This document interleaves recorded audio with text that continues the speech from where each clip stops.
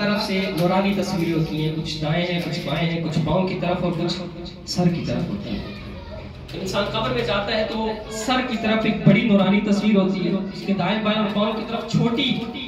نورانی تصویریں ہوتی ہیں، اور وہ جب قبر میں جاتا ہے تو وہ نورانی تصویریں آپس میں مکالمہ کرتی ہیں، جس کو روایت نے لکھا ہے وہ ساری چھوٹی تصویریں اور وہ بڑی تصویر آپس میں مکالمہ کرتے ہوئے بڑی تصویر سب سے پوچھتی ہے کہ تم کون ہو، سب کا تعارف پوچھتی ہے۔ چھوٹی تصویریں اپنا باری باری تعارف کراتی ہیں، کوئی کہتی ہے میں اس کی نماز ہوں، دوسری تصویر کہتی ہے میں اس کا روزہ ہوں، تیسری تصویر حج ہوں، کوئی کہتی ہے میں اس کی حسن سلوک ہوں جو اپنے معاشرے والوں سے۔ یہ وہ ساری نورانی تصویریں ہیں، اور جس طرف سے بھی قبر کا عذاب آتا ہے یہ نورانی تصویریں روک لیتی ہیں۔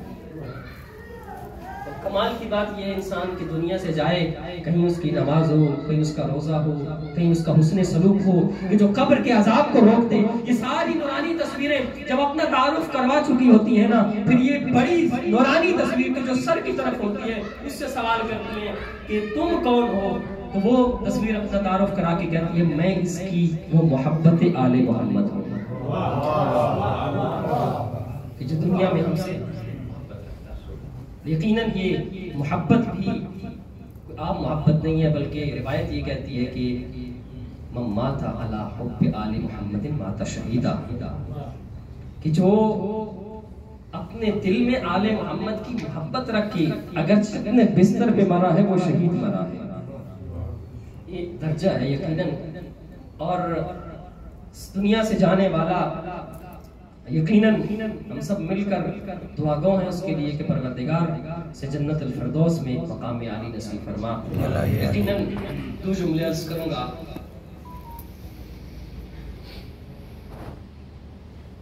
ہستیوں کے یقیناً کہ جن ہستیوں کی جتنی عظمت تھی اتنی ہی مصیبتیں ان پر آئیں، اور یقیناً جو آج ہم یہ مجالس پپا کر رہے ہیں یہ صدقہ ہے زینب کبریٰ کا، اور یہ مجالس تسلسل ہیں ان مجالس کا کہ جو زینب کبریٰ شام میں پڑھ کے آئی ہے، تسلسل ہے ان مجالس کا کہ جو علی کی بیٹیاں کوفہ اور شام کے بازاروں میں پڑھ کے آئی ہیں، اور یقیناً بڑا مشکل ہوتا ہے، لیکن اسی دین کی خاطر علی کی بیٹی زینب کبریٰ ایسے ایسے مقامات سے گزری جہاں سے گزرنے کے لائق نہ تھی، اور عالم وہ ہے کہ چھوٹی سی عمر ہے بی بی زینب کبریٰ کی، اور روایت کہتی ہے کہ اپنے بابا علی سے کہتی ہیں کہ بابا آج نانا کے مزار پہ جانے کا جی کر رہا ہے، 6 سال کی عمر ہے، رات کا اندھیرا ہے، نانا کا مدینہ ہے، بابا کا سایہ سر پہ ہے، اور کہا کہ نانا کے مزار پہ جانے کا جی چاہتا ہے نا۔ جب دن میں کہا نا تو ایک جملہ کہا علی حیدر کرار نے، کہا کہ اے بیٹی باہر دن موجود ہے اور تو زینب ہے، ذرا رات کی تاریکی چھانے دے۔ جب رات کی تاریکی چھائی، رات کی تاریکی میں آگے آگے چلے علی، پیچھے پیچھے چلی زینب کبریٰ، اور روایت کہتی ہے کہ جب نانا کے مزار پہ پہنچے، مزار پر پہنچنے کے بعد جلدی سے جا کر ان چراغوں کو بجھا دیا۔ جب چراغوں کو بجھایا نا تو سوال کرنے والے نے پوچھا مولا عجیب بات ہے، رات کا وقت ہے، چراغ بند کر دیے ہیں، کوئی دیکھنے والا نہیں ہے، باپ کا سایہ موجود ہے، میں بھی ایک سوال کروں گا مولا کیا ضرورت تھی ان چراغوں کو بجھانے کی، رات کا اندھیرا ہے، کوئی دیکھنے والا تو ہے نہیں، کس وجہ سے یہ چراغ بجھا رہے ہو؟ تو عجب نہیں کہ یہی آواز آئی کہ میں نہیں چاہتا کہ کسی کی نظر میری بیٹی کے تھد پہ پڑ جائے۔ میں کہوں گا ہائے مولا آج تو اتنا برداشت نہ کر سکے کہ باپ کا سایہ سر پہ ہے، کوئی زینب کبریٰ کے قد کو دیکھے، اس وقت کیسے برداشت کیا ہوگا؟ یہی علی کی بیٹی تھی، کبھی کوفہ کا بازار، کبھی شام کا بازار، اور خدا کی قسم کوفہ کے بازار میں بھی گئی علی کی بیٹی، شام کے بازار میں بھی گئی، لیکن دونوں بازاروں میں اتنا فرق تھا کہ جب کوفہ کے بازار میں گئی تو علی کی بیٹی چادر کا سوال کر رہی تھی کہ کوئی چادر کا ٹکڑا ہے تو دے دو، لیکن جب شام کا بازار آیا تو علی کی بیٹی چادر تو نہ مانگ رہی تھی، بس اتنا کہہ رہی تھی میں علی کی بیٹی ہوں، مجھے گزرنے کا راستہ۔ اجرکم علی اللہ، جزاکم ربکم۔ خدا کی قسم اتنا مشکل مرحلہ تھا یہ شام کا، خدا کی قسم اتنے مشکل مقامات سے گزرے، لیکن سید سجاد نے کہیں مرنے کی دعا نہیں کی۔ وہ اتنا مشکل مرحلہ دیکھا، اپنے بابا کو شہید ہوتا دیکھا، مرنے کی دعا نہیں کی، اپنے علی اکبر جیسا بھائی دے دیا، مرنے کی دعا نہیں کی، اپنے چچا عباس کے بازو کٹا دیے لیکن مرنے کی دعا نہیں کی، شام غریبہ کا وہ منظر دیکھا لیکن سجاد نے مرنے کی دعا نہ کی۔ آزاداروں اتنے مشکل مقامات سے گزرے، کوفے کے بازار سے گزر گئے لیکن مرنے کی دعا نہ کی، لیکن جب سامنے یزید کا دربار نظر آیا تو سید سجاد کی چیخیں نکل گئیں اور رو کر کہا لیتنی لم تلدنی امی، اور کاش میری ماں نے مجھے نہ جنا ہوتا، سجاد یہ منظر نہ دیکھتا، سامنے شرابیوں کا دربار اور میری بھیوں کے سر پہ چھت۔ اجرکم علی اللہ، جزاکم ربکم۔ بس ایک روایت عرض کرنا چاہتا ہوں، آئے جو نا جب یزید کے دربار میں اور جب پیشی ہوئی، خدا کی قسم عجیب وہ منظر تھا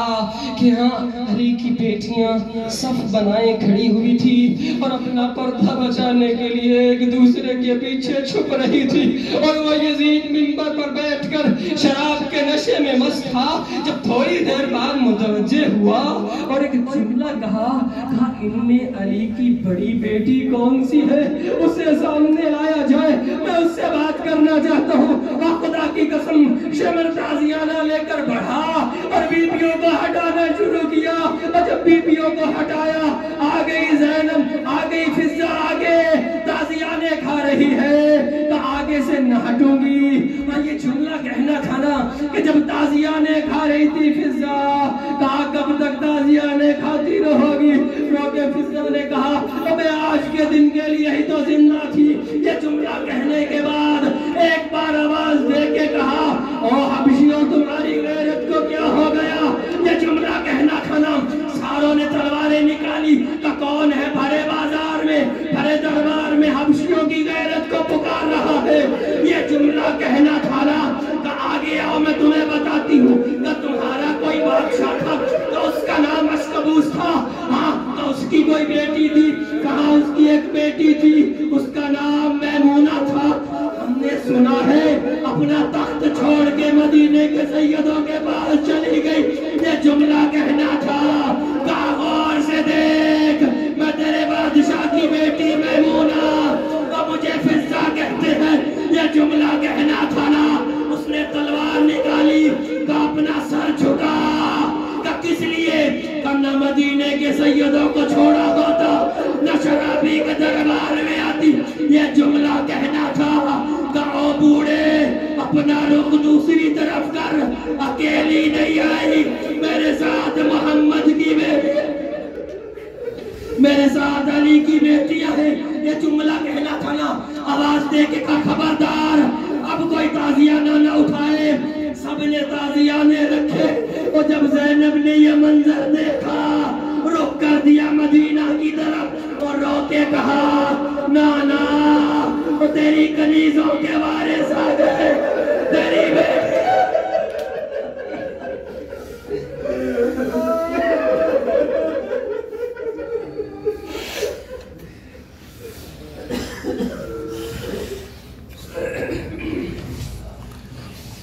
لعنة الله على القوم الظالمين وسيعلم الذين ظلموا أيهم الغالبين ينقلبون اللهم صل على محمد وعلى محمد۔ پروردگار اس قلیل سے ذکر کو اپنی بارگاہ میں قبول فرما، پروردگار اس قلیل سے ذکر کا ثواب کثیر عطا فرما، پروردگار اس مجلس کا ثواب اور جو بھی اہتمام کیا ہے پروردگار اس کا ثواب اصال کرتے ہیں علی رضا کو پروردگار اس کے درجات بلند فرما، شفاعت جناب سیدہ نصیب فرما، پروردگار جنت الفردوس میں مقام علی نصیب فرما، پروردگار ان کے والدین کو، بچوں کو، نواحقین کو صبر جمیل عطا فرما، پروردگار ہمیں صحیح معنوں میں سیرت عالم محمد پر چلنے کی توفیق عطا فرمائے. حاضرین محفل میں جو بیمار ہیں شفائے کاملہ عاجلہ نصیب فرمائے. ابھی تھوڑی دیر پہلے کہ کسی کی دعا کا کہا گیا تھا پروردگار سے شفائے کاملہ عاجلہ نصیب فرمائے. پروردگار جو مقروض ہیں ان کا قرض عطا فرما. پروردگار ہمارے حاضرین کے جتنے جو مرحوم دنیا سے چلے گئے ہیں جنت الفردوس میں مقام یاری نصیب فرمائے. پروردگار ہم جس مقصد کی بابت اس باب العلم پر جمع ہوئے اس مقصد پر عمل کرنے کی توفیق عطا فرما. ربنا تقبل منا انك انت السميع الدعاء بحق زهراء وابيها وبعلها وبنيها وسر المستودع فيها رحم الله من قرأ سورة الفاتحة.